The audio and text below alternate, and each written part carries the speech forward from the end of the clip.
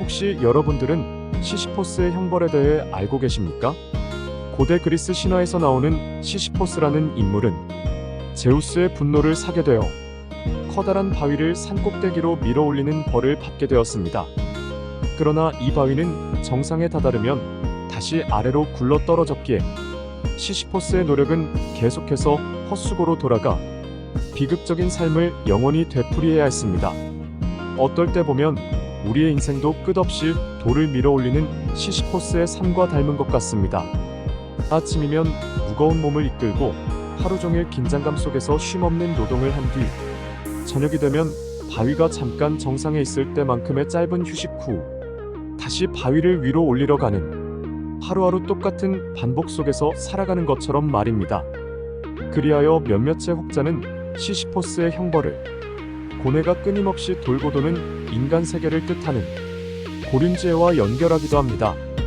그러나 고륜은 사물의 변덕스러운 운명이나 예측할 수 없는 결과를 뜻하며 언제나 좋고 나쁨의 예상치 못한 결과를 가져오기도 합니다. 그리고 시시포스의 형벌은 무의미하고 헛된 노력을 뜻하여 우리가 어떤 일을 계속해서 노력해도 성과를 보지 못할 때를 의미합니다. 결국 이 둘은 상반되는 개념이지만 종종 연결돼 있어 우리 삶 속에서 경험할 수 있는 것입니다.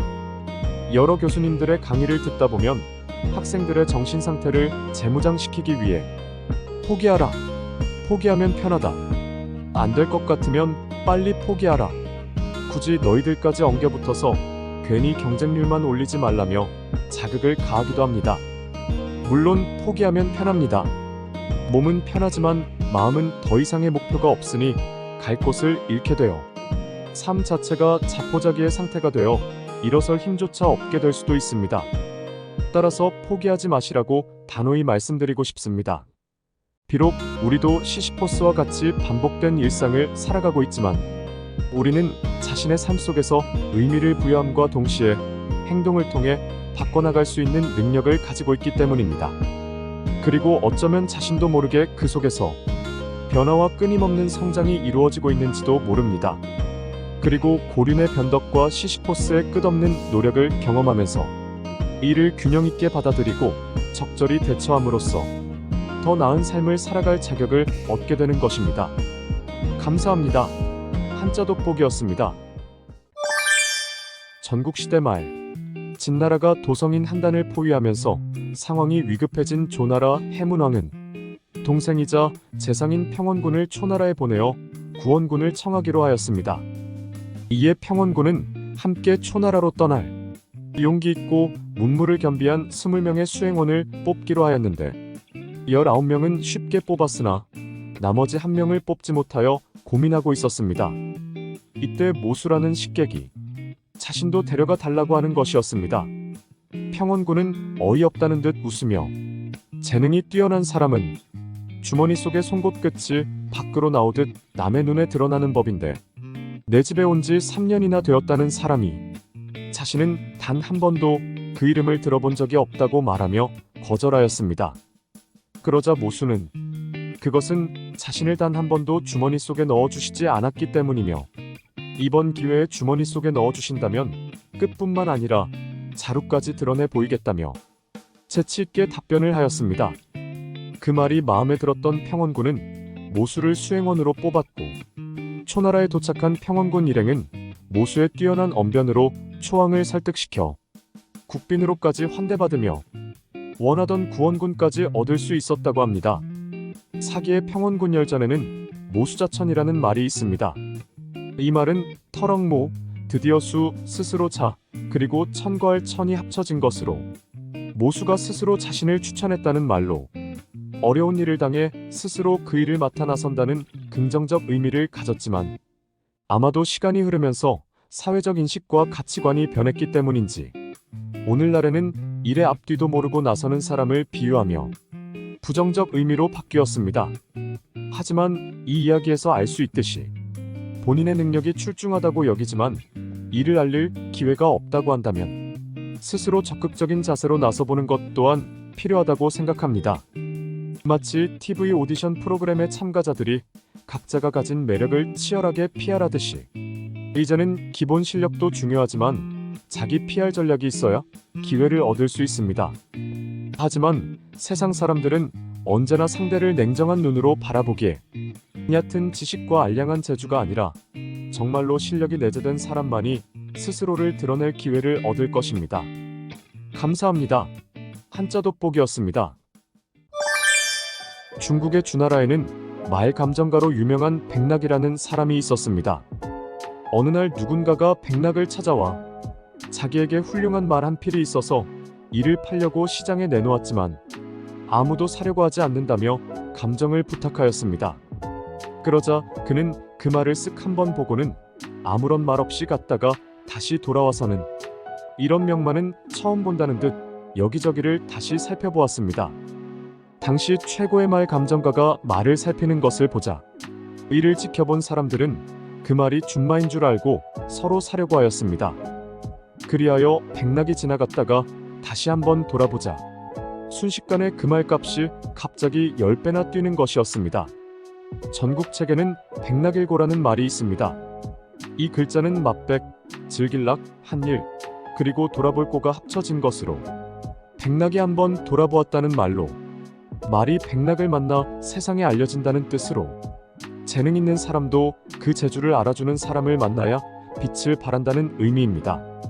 삼국지 중 삼고초려편을 보면 제갈량은 유비를 만나기 전에는 그저 초야에 묻혀있는 사람이었지만 유비를 만나 역사의 한 획을 긋는 명신이 되었습니다.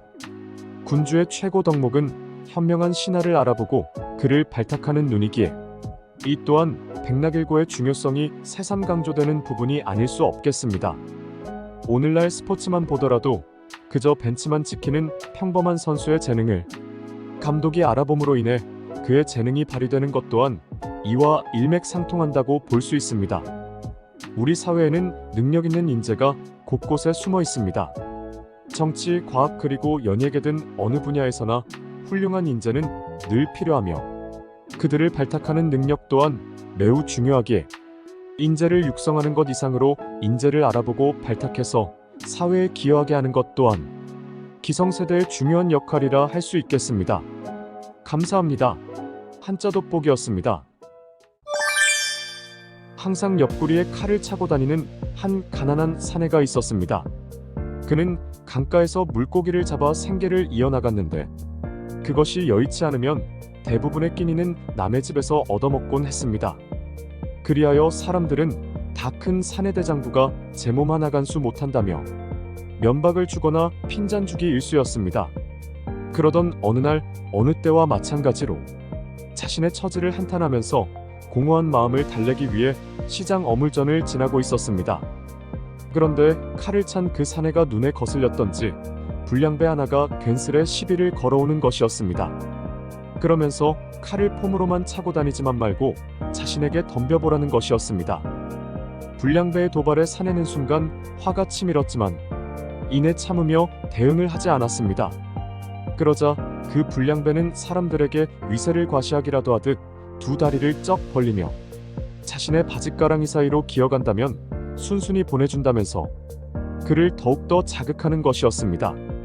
그러자 그 사내는 자존심이 매우 상했지만 일이 잘못돼 평생 살인자가 되어 도망다니느니 차라리 잠깐의 수모를 겪는 것이 낫다고 생각한 그는 무릎을 꿇은 뒤 그 불량배의 바짓가랑이 사이로 기어갔습니다.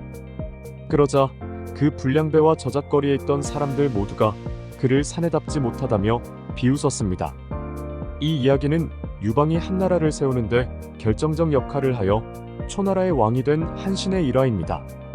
훗날 왕이 된 그는 그 불량배를 찾아 자신 앞에 데려오게 하였는데 무서운 벌을 받으리라 생각하여 벌벌 떨고 있던 그를 중이라는 벼슬을 내리며 아량을 베풀었습니다. 사기의 회음후열전에는 과지옥이라는 말이 있습니다. 이는 넘을 과 아래 하, 갈지 그리고 욕될 욕이 합쳐진 말로 바짓가랑이 아래의 치욕이라는 뜻으로 쓸데없는 일로 남들과 다투지 않고 훗날의 큰일을 도모하기 위해서는 잠시의 치욕은 참고 견딜 줄 알아야 한다는 의미입니다.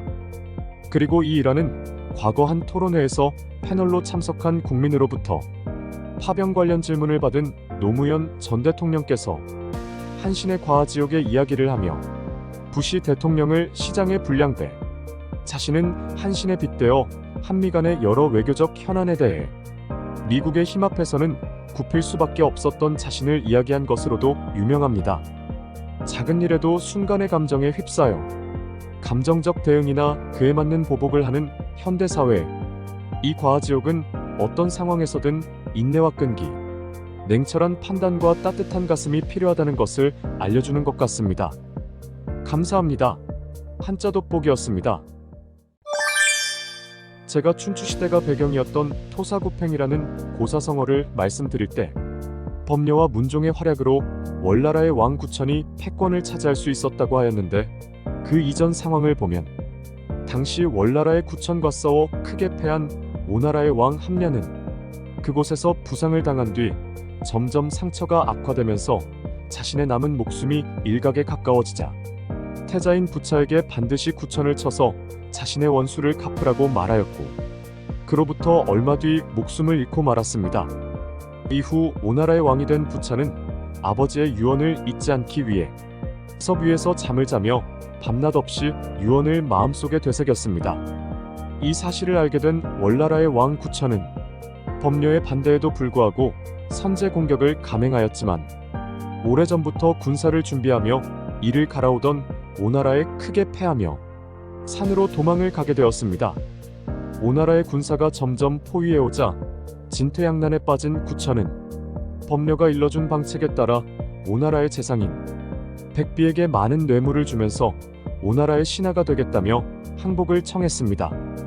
그러나 그 얘기를 들은 오나라의 충신인 오자선은 후원을 남기지 않으려면 지금 구천을 쳐야 한다며 간하였으나, 부차는 백비의 진언에 따라 구천의 항복을 받아들이고 3년 뒤에는 귀국까지 허락하였습니다. 이후 고국으로 돌아온 구천은 농부의 길을 걸으며 은밀히 인재와 군사를 모아 훈련시켰고, 항상 곁에는 쓸개를 놔두고는 그 쓴맛을 맛보며 자신이 당한 치욕을 늘 상기시켰습니다. 그러면서도 뒤로는 오나라의 왕인 부차가 안심할 수 있도록 끊임없이 예물과 사신을 보내 예를 갖추었습니다. 그리고 오나라의 왕인 부차가 술과 여색을 즐긴다는 것을 알고는 서시라는 절세의 미인을 골라 그의 품에 안겨주어 더욱더 음락과 술에 절은 무골충으로 만들어버렸습니다. 그렇게 20년의 세월이 지난 어느 날, 자신의 월나라는 이제 막강한 힘과 많은 재물을 가진 나라로 성장하였고, 오나라는 가뭄과 흉작으로 인해 군사의 사기가 말이 아님을 한 구천은 오나라를 공격하여 끝내 부차를 굴복시키며 자신의 굴욕을 씻어내는데 성공하였습니다. 이후 부차는 작은 땅을 내어주며 그곳에 왕이나 하면서 남은 세월을 보내라는 구천의 호의를 사양하고는 자신의 초라한 신세를 견디지 못하였는지 끝내 자결하고 말았습니다. 사기의 월세가에는 와신상담이라는 말이 있습니다. 이는 누울와 섭신 그리고 맛볼상과 쓸개담이 합쳐진 것으로 섭에 몸을 눕히고 쓸개를 맛본다는 말로, 원수를 갚거나 혹은 마음먹은 일을 이루기 위해서는 온갖 어려움과 괴로움을 참고 견딘다는 뜻입니다. 현재 우리 정치권을 보면 현 상황이 길어지면 길어질수록 자신에게 유리해져서 더 높은 목표에 도달할 수 있다고 믿으며 자신이 겪고 있는 굴욕적인 상황을 참으며 정권이 자신에게 오기만을 기다리고 있습니다. 참고 기다리는 정치 스타일은 많은 인내와 내적 수양이 요구되지만 결국 더 나은 결과를 이끌어내기도 합니다. 비록 그것이 비효율적으로 보일 수도 있지만 단기적인 이득보다는 장기적인 안목으로 보면 그러한 기다림이 정치의 복잡한 세계에서 정책을 수립하고 변화를 이끌어내는데 필요한 전략 중 하나일 수도 있습니다. 감사합니다. 한자 돋보기였습니다. 진시황의 진나라 말기에 훗날 삼국지에서 손권의 주 근거지가 되는 지역인 중국의 강동 지역에서 항량과 그의 조카 항우가 초나라의 독립을 외치며 걸기하였습니다. 이후 항우를 비롯한 반란군들이 진나라 수도 함양에 진입하여 궁궐과 주요 시설을 파괴하며 각종 보물을 약탈하고 백성들까지 도륙하였습니다. 이후 여러 신하들은 힘과 세력이 가장 센 항우를 가장 높은 자리에 추대하면서 이곳 함양을 거점으로 삼아 강력한 국가를 설립하자고 하였으나 항우는 부귀하여 고향에 돌아가지 못하면 비단옷을 입고 밤길을 걷는 것과 같다며 그저 고향으로 돌아가 자기가 이룩한 일을 멋지게 자랑하고 싶다는 이유 하나만으로 진나라의 수도를 포기하고 고향으로 향하였습니다. 사기의 항우 본기에는 금이환향이라는 말이 있습니다. 이는 비단 금, 옷의, 돌아올 환, 그리고 시골향이 합쳐진 것으로 비단옷을 입고 고향에 돌아온다는 말로 출세를 하여 고향에 돌아옴을 뜻합니다. 이후 신리보다 겉멋을 선택한 항우는 그 행동 하나 때문에 천하를 유방에게 넘겨주는 결정적 계기가 되고 말았습니다. 열정과 노력으로 원하는 목적지에 도달한 사람은 많은 이들로부터 존경을 받습니다. 그리하여 그들의 삶은 이제 출세에서 성공하니 가족과 고향에 대한 애정과 애착이 생기게 되는 것입니다. 또한 성공을 통해 더 나은 사람이 되었음을 자각한 뒤 고향에서 이 순간을 함께 나누고 싶어하는 욕망이기도 할 것입니다. 금이환향에서 주는 교훈처럼 순간의 욕망에 사로잡혀 제대로 된 판단을 하지 못한다면 그동안에 쌓아온 것이 순식간에 물거품이 될 수도 있으니 지금까지 이루어 놓은 것을 알리고자 하는 욕망은 억누르고 더 나은 미래를 향하여 중요한 결단을 내리게 하는 계기가 되어야 할 것입니다. 비옥컨대 성공을 향해 나아가는 여정은 외롭고 어려운 여정이겠지만 성공을 이루고 난 후 자신이 원하는 곳으로 돌아가 그 가치를 되새길 기회를 가질 수 있기를 바라겠습니다. 감사합니다. 한자 돋보기였습니다. 항우와 유방이 마지막 운명을 두고 싸운 해야 전투 때 일입니다. 당시 둘은 항우가 인질로 잡아두고 있던 유방의 가족들을 풀어주는 조건으로 화친조약을 맺은 상태였는데 유방이 이 화친조약을 깨면서 선제 공격을 감행하였고 유방이 항우와 싸우는 사이 관영이라는 유방의 장수가 항우의 수도인 팽성을 함락시켰습니다. 이에 진퇴양난에 빠진 항우가 해야라는 강 주변에서 포위를 당하자 유방과 한신의 연합군은 항우가 절대 벗어날 수 없도록 겹겹이 포위망을 구축하여 항우를 압박함과 동시에 항우의 군대를 섬멸해 나갔습니다.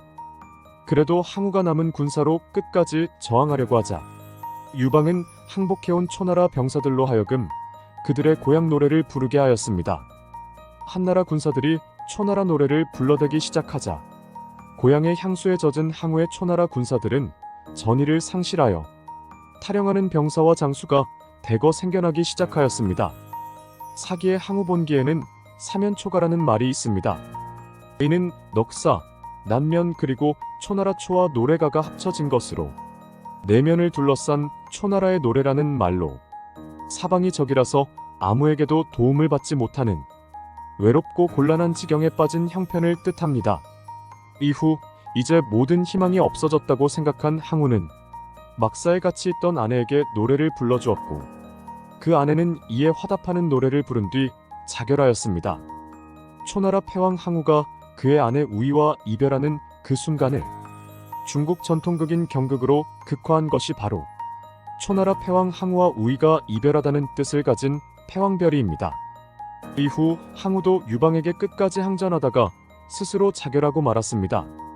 살아가다 보면 어떤 궤도에 갇혔다고 느끼는 순간이 있습니다. 그럴 때는 현 상황이 어떻고 어떤 문제가 발생했는지 그 원인을 파악하고 해결책을 찾아보는 것이 중요합니다.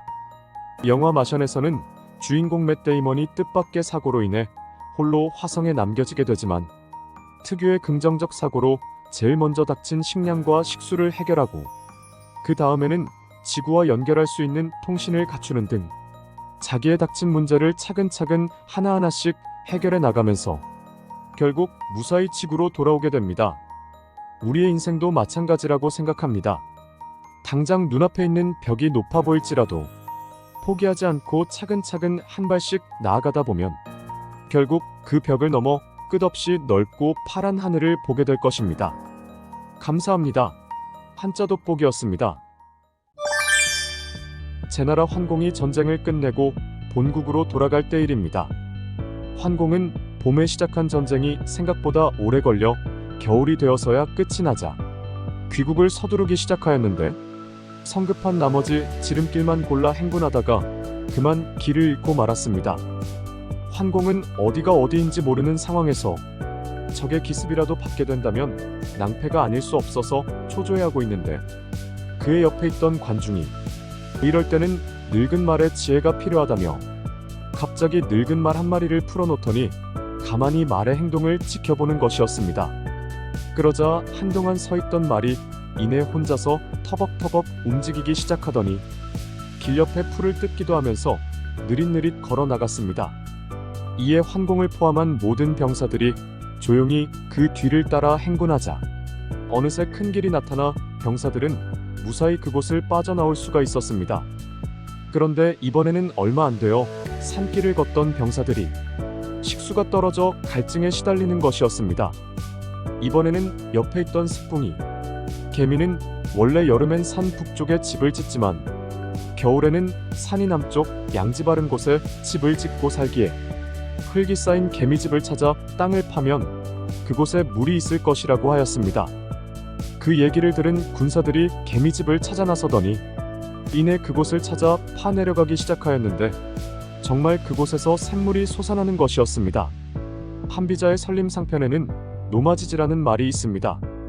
이 말은 늙을로 말마, 갈지, 그리고 지혜지가 합쳐진 것으로 늙은 말의 지혜라는 뜻인데 연륜이 깊으면 저마다 한 가지 재주가 있고 나름의 장점과 특기가 있다는 말입니다.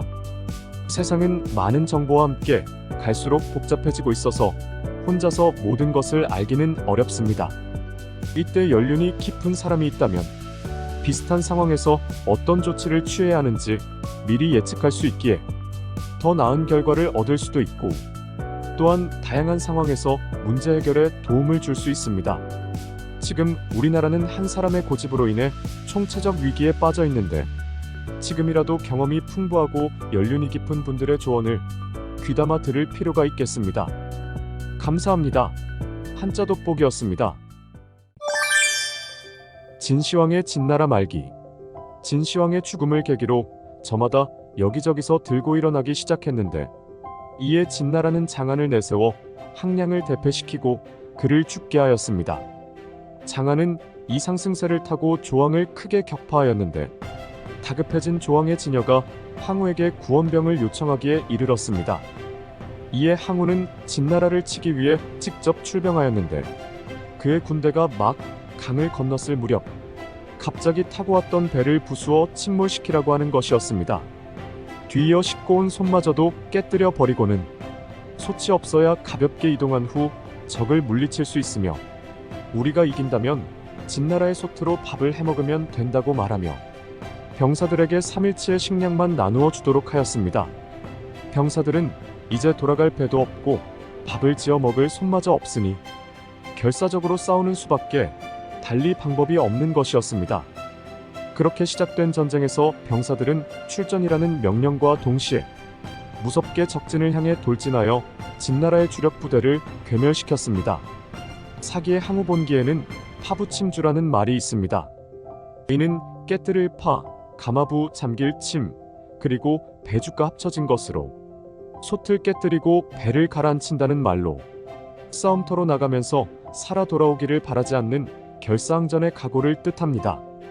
돌아갈 길이 없고 먹을 것도 없는 상황에서 싸움에 나서야만 하는 그들의 마음이 힘들지만 그 어려운 길을 택하여 확실한 결실을 맛보기 위해 앞으로 나아가는 것을 선택한 우리와 별반 다르지 않은 것 같습니다. 막다른 골목에 갇혔다는 마음가짐에서 나오는 의지가 때론 힘과 에너지가 되기도 합니다.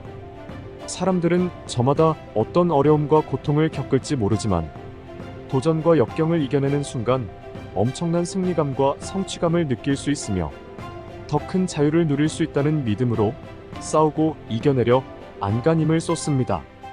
이렇듯 더 강하고 단단한 존재로 거듭나기 위해서는 결핍이라는 최고의 에너지를 각인시켜야만 도전과 역경을 이겨낼 수 있지 않을까 합니다. 감사합니다. 한자 돋보기였습니다. 조선시대 한명회라는 사람이 있었습니다. 그의 집안은 고려 말기는 물론 조선 개국 후에도 정치적 권력이 막강한 명문가 집안이었습니다. 그런데 한명회는 7달 만에 태어났다고 하여 칠삭둥이라 불리며 실력에 비해 시어문이 없는 것인지 과거에 매번 낙방하여 사람들에게 무시를 당하며 가문의 기대에 부응하지 못하였습니다. 그런데 그에게는 총명함이 남달라 사람들에게 백이재상이라 불리는 권람이라는 친구가 있었는데 대부분의 세월을 그와 함께 유람하고 다녔습니다. 그렇게 허송세월을 보내던 두 사람은 자신들의 자리를 갖기 위해 다시 과거 시험을 치렀는데 당시 그 시험에서 권람은 장원급제를 하였고 한명회는 또다시 낙방하였습니다. 이에 권람은 낙심한 한명회에게 과거 시험으로 정계에 나가기보다는 눈높이를 낮춰 작은 관직을 권유하였습니다. 그게 옳다고 생각한 한명회는 자신의 가문을 이용하여 그 옛날 태조 이성계가 국왕에 즉위하기 전에 거주하였던 개성의 사절을 관리하는 경덕궁직을 얻었습니다. 그렇게 한명회는 세상에 첫 발걸음을 내디뎠는데 어느 날 그곳에 모인 사람들이 비록 자신들은 개성에 와서 벼슬을 하고 있으나 원래는 서울에 살았던 사람들이니 개를 만들어 앞으로도 잘 지내도록 하자며 개성의 옛 이름을 본떠 송도개라는 서울 출신 친목개를 만들었습니다. 그 얘기를 들은 한명회는 자신도 송도개의 한 개원이 되고 싶다고 하자 그 사람들은 한명회가 겨우 미관말직에 불과한 경덕궁직을 수행하고 있다는 것을 알고는 비웃음과 함께 그를 무시하며 가입을 거절하였습니다. 이에 한명회는 훗날 자신이 출세하면 되갚아주겠다고 하면서 이를 갈며 그 자리에서 나왔습니다. 한편 권람은 수양대군과는 서로의 속마음을 털어놓을 정도로 가까운 사이가 되어 있었는데 그러던 어느 날 권람은 자신에게는 장자방 같은 지혜로운 책사가 없음을 한탄하는 수양대군에게 현재는 비록 작은 벼슬에 있지만 누구보다도 총명하고 지혜롭다며 한명회를 추천하였습니다. 그렇게 수양대군 눈에 든 한명회는 사람들의 눈에 띄지 않게 음지에서 수양대군을 보좌하며 계유정난 때 큰 공을 세워 공신에 책봉되어 출세가도를 달렸습니다. 계유정난 2년 뒤 기어코 그를 임금으로 만든 한명회는 벼슬이 점점 높아지더니 끝내는 영의정의 자리까지 올라 권세를 누리게 되었습니다. 훗날 그 소식을 들은 송도계의 사람들은 한명회를 개원으로 받아주지 않은 것을 매우 아쉬워하였다고 합니다. 이덕형의 축창한화에는 송도개원이라는 말이 있습니다. 이는 소나무 송, 도읍도, 매질개, 그리고 인원원이 합쳐진 것으로 송도계의 일원이라는 뜻인데 하찮은 지위나 세력을 믿고 남을 멸시하는 사람을 비유하는 말입니다.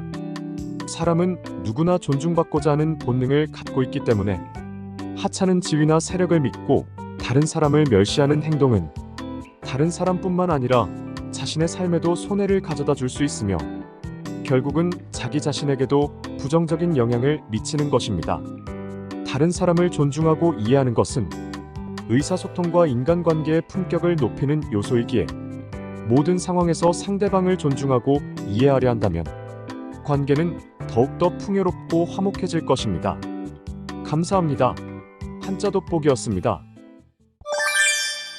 삼국지 연의 중에서 내가 천하 사람들을 저버릴지언정 천하 사람들은 나를 저버리지 않을 것이다 라는 말로 유명한 위나라의 왕 조조는 군사, 학문, 무예 등 모든 분야에서 탁월한 재능을 가졌을 뿐만 아니라 조직을 이끄는 통솔력도 굉장했으며 무엇보다도 수하들을 장악하는 리더십은 타의 추종을 불허하였습니다. 그런 그가 어느 무더운 여름날 군대를 이끌고 원정에 나섰습니다. 더운 날씨에 병사들은 몹시 지쳐 있었고 게다가 심한 갈증에 시달리고 있었습니다. 이에 조조는 절묘한 계책을 생각해내고는 곧장 선두에 나서더니 조금 더 가면 큰 매화나무 숲이 있으니 갈증을 풀 수 있을 것이라며 큰 소리로 외치는 것이었습니다. 매실이라는 말을 들은 병사들의 입안은 순간적으로 침으로 흥건해졌습니다. 그리하여 기운을 되찾은 병사들은 무더위에도 계속해서 진군을 할 수 있었고 조금 더 나아간 뒤 개울물을 찾아 갈증을 해소할 수 있었습니다. 정사가 아닌 그저 야사 모음집인 송나라의 유희경이 지은 세설 신화에는 망매의 갈이라는 말이 있습니다. 이는 발알망, 매와 매, 풀해 그리고 목마를 갈이 합쳐진 것으로 매실은 시기 때문에 보기만 해도 침이 돌아 목마름이 해소된다는 뜻으로 공상으로 마음의 위안을 얻거나 또는 순발력 있는 기지로 문제를 해결했을 때를 일컫습니다. 사실 이 조조의 행동은 플라시보 효과 또는 위약 효과라는 심리학 분야의 용어와 연관을 짓기도 합니다. 이는 효과가 없는 약재를 진짜 약으로 생각하고 섭취하였을 때 환자의 증상 또는 병세가 호전되는 현상을 말하는데, 오랜 질병이나 심리 상태에 영향을 받기 쉬운 질환일수록 플라시보 효과가 더 커질 수가 있는데, 물론 우울증이나 불면증 환자의 증상을 일부 완화하는 데 도움이 되는 경우가 있으나 과학적으로 입증된 것이 아니므로 현재 위약 처방은 거의 사용되지 않는 걸로 알고 있습니다. 과거 위정자들은 이러한 플라시보 효과를 이용하여 자신들의 정책이나 정당을 홍보하여 효과적으로 대중을 설득할 수 있었겠지만, 이제는 대다수의 국민들은 자기만의 정치적 성향을 가지고 있기에 정치에 있어서는 플라시보 효과를 이용하여 대중을 설득하고 지지를 얻어내는 것이 쉽지가 않습니다. 따라서 많은 연구와 물음을 통해 실질적으로 효과적인 정책을 제시하여 국가와 사회의 발전에 기여해야 할 것입니다. 감사합니다. 한자 돋보기였습니다. 국경 지역에 한 노인이 살고 있었습니다. 그에게는 애지중지하던 말 한 마리가 있었는데 어느 날 국경을 넘어 오랑캐 땅으로 달아나 버린 것이었습니다. 그 소식을 들은 사람들은 낙심하고 있는 노인에게 위로의 말을 전하였는데, 그는 이 일이 복이 될지 누가 알겠냐며 그저 담소자약했습니다. 그로부터 몇 달 뒤 달아났던 그 말이 다른 말과 함께 돌아오는 것이 아니겠습니까? 그 말은 아주 튼튼하고 날쌘 준마로서 노인은 순식간에 준마 한 피를 얻게 된 것이었습니다. 그 소식을 들은 사람들이 이번에는 위로가 아닌 축하의 말을 건네자 그 노인은 전처럼 그저 보통 때와 같이 침착하게 이 일이 화가 될지 누가 알겠냐면서 기쁜 내색을 전혀 하지 않는 것이었습니다. 그런데 정말 며칠 뒤 노인의 아들이 그 준마를 타고 다니다가 낙마하여 그만 다리가 부러지고 만 것입니다. 노인의 아들이 다리가 부러졌다는 소식에 마을 사람들이 위로를 하자 노인은 또다시 이게 복이 될지도 모른다며 표정을 바꾸지 않았습니다. 그로부터 얼마 지나지 않아 북방 오랑캐가 침략해왔는데, 나라에서는 징집령을 내려 젊은이들을 전쟁터로 내보내기 시작하였습니다. 그러나 그 노인의 아들은 다리를 다쳐 절름발이가 되었기 때문에 전장에 나가지 않아 죽음을 면할 수 있었습니다. 중국 해남자의 인간운에는 세옹지마라는 말이 있습니다. 의는 변방새, 늙은이 옹, 갈지, 그리고 말마가 합쳐진 것으로 변방에 사는 노인의 말이라는 뜻으로, 인생은 변화와 변수가 많아 기륭화복을 예측하기가 어렵다는 말입니다. 우리의 삶은 자연재해, 자신의 선택, 경제적 요인 등 여러 가지 요소가 끊임없이 변화하고 발전하기 때문에 어떤 일이 일어날지 미리 예측하기가 어렵습니다. 하지만 순간마다 다가온 상황을 어떤 마음가짐으로 받아들이냐에 따라 앞으로 다가올 상황은 달라질 것입니다. 변화와 변수를 파악함과 동시에 불확실한 상황을 대비한다면 복과 화는 서로 완전히 반대되는 것이 아닌 서로 상호작용을 한다는 것을 느끼실 겁니다. 감사합니다. 한자 돋보기였습니다. 춘추시대 제나라에는 관중과 포숙이라는 두 인물이 있었습니다. 둘은 중마고우로 어린 시절부터 둘도 없는 친구 사이였습니다. 어려서부터 포숙은 관중의 비범한 재능을 알고 있었고, 관중은 그런 포숙을 이해하며 서로 사이좋게 지내고 있던 어느 날, 두 사람이 함께 장사를 하기로 하였습니다. 그런데 이상하게도 사업 미천은 포숙이 냈는데 이익금은 늘 관중이 더 가져가는 것이 아니겠습니까? 그러나 포숙은 자신보다 친구가 더 가난하다는 것을 알고 있었기에 미워하기보다는 오히려 그를 더 이해하려 하였습니다. 그러던 중 한날은 전쟁이 터져 관중이 군대로 끌려가게 되었는데, 목숨의 위협을 느낀 나머지 관중은 싸움터에서 도망쳐 나왔습니다. 이에 사람들은 그를 비겁한 겁쟁이라며 손가락질하는 것이었습니다. 이를 본 포숙은 사람들에게 관중은 무서워서 도망친 게 아니라 그에게는 봉양해야 하는 늙은 어머니가 계시기 때문에 몸을 아낀 것이라 말하고 다녔습니다. 이렇듯 관중은 포숙을 속였지만 포숙은 그를 절대 따지지 않고 끝까지 이해해 주었습니다. 이후 두 사람은 벼슬길에 올라 관직에 진출하게 되어 관중은 제나라의 규를, 포숙은 규의 동생인 소백을 섬기게 되었는데 본의 아니게 그 둘은 후계자를 두고 경쟁 관계이자 적이 되고 말았습니다.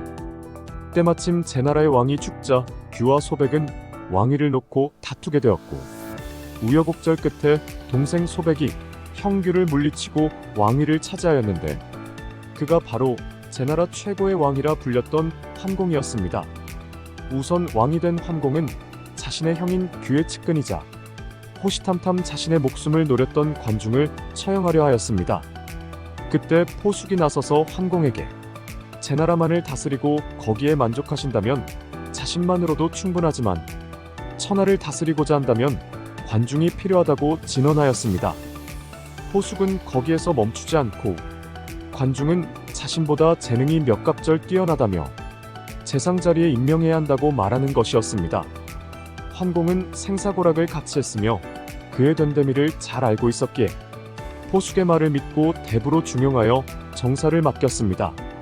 이후 관중은 정치, 경제, 법률 등 그의 손길이 미치지 않는 곳이 없을 정도로 여러 방면의 수완을 발휘하여 결국 제나라의 환공을 춘추시대의 패자로 군림하게 만들었습니다. 이후 관중은 더욱더 환공을 도와 훌륭한 정사를 펼치자 백성 모두가 그를 칭찬하기 바빴습니다. 그러자 관중은 나를 낳아준 사람은 부모이지만 나를 진정으로 알아준 사람은 포숙뿐이라며 지난날의 포숙에 대한 고마운 마음을 회고하였습니다. 사기에는 관포지교라는 말이 있습니다. 이는 대롱관, 절인 물고기 포 그리고 가을지와 사길교가 합쳐져 관중과 포숙의 사귐이라는 뜻으로 우정이 돈독한 친구 관계를 이르는 말입니다. 삶에 있어서 함께 웃고 함께 울며 서로를 지지해주는 우정은 인생의 여러 고난과 어려움을 함께 극복하고 서로를 위한 보호막이 되어주어 삶을 즐겁게 만들어줍니다. 아마도 결과가 어떻게 되든 친구와 동업을 하겠다는 마음이 생기는 것도 이 중 하나라고 생각합니다.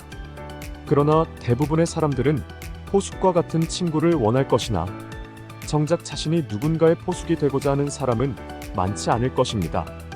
옛 성어 중에는 욕취선녀라는 말이 있습니다. 내가 얻고자 하면 내가 먼저 주어야 한다는 뜻인데 자신이 포숙과 같은 친구를 얻고자 한다면 먼저 자신이 포숙 같은 사람이 되어야 한다고 생각합니다. 감사합니다. 한자 돋보기였습니다. 위나라 조조가 유비의 촉을 치기 위해 원정에 나섰을 때 일입니다. 위나라의 수많은 병사가 원인 모를 병으로 자꾸 쓰러지기 시작하더니 끝내는 대부분의 병사들이 전의를 상실하게 되었습니다. 이에 조조는 당대 이름난 명이 화타를 찾아 도대체 병사들이 왜 이런 것인지 원인을 물었습니다. 이에 그는 몸과 흙은 따로가 아니라는 말로 운을 띄운 뒤 병사들이 오랜 시간 동안 고향을 떠나 있었으며 게다가 낯선 땅을 밟고 낯선 땅의 물을 마시니 향수병에 걸린 것이라고 말하는 게 아니겠습니까? 그 말을 들은 조조는 병사들의 고향에서 흙을 가져오게 한 뒤 그 흙을 물에 섞어 흙을 가라앉힌 후 마시게 하였습니다. 그러자 그들의 향수병이 치료가 되었고 병사들은 다시 원기를 회복하게 되었습니다. 불교에는 불이라는 말이 있습니다. 이는 둘이 아닌 하나를 뜻하는 것으로서 몸과 세상에는 이원성이 없으니 몸의 모습이 곧 세상의 표현이기에 극과 극을 다르게 보지 말라는 말로 나와 남이 다르지 않다는 것을 의미합니다. 우리는 흔히 신토불이라는 말을 자주 듣고 사용합니다. 이 말은 몸신, 흙토 아니불 그리고 두 이자가 합쳐진 것으로 몸과 땅은 둘이 아니라 하나라는 뜻으로 자기가 사는 땅에서 산출한 농산물이라야 체질에 잘 맞음을 이르는 말입니다. 동의보감으로 유명한 허준도 병명을 알 수 없는 병에는 고향 흙냄새가 가장 좋은 약이라고 하였습니다. 곧 있으면 민족대이동이라 불리는 명절이 다가옵니다. 차에서 오랜 시간을 기다리거나 내달려야 하는 길이지만 대부분의 사람들이 고향을 찾는 것을 보면 어쩌면 동양인의 삶과 마음속에는 늘 고향이 내재되어 있는지도 모르겠습니다. 감사합니다. 한자 돋보기였습니다.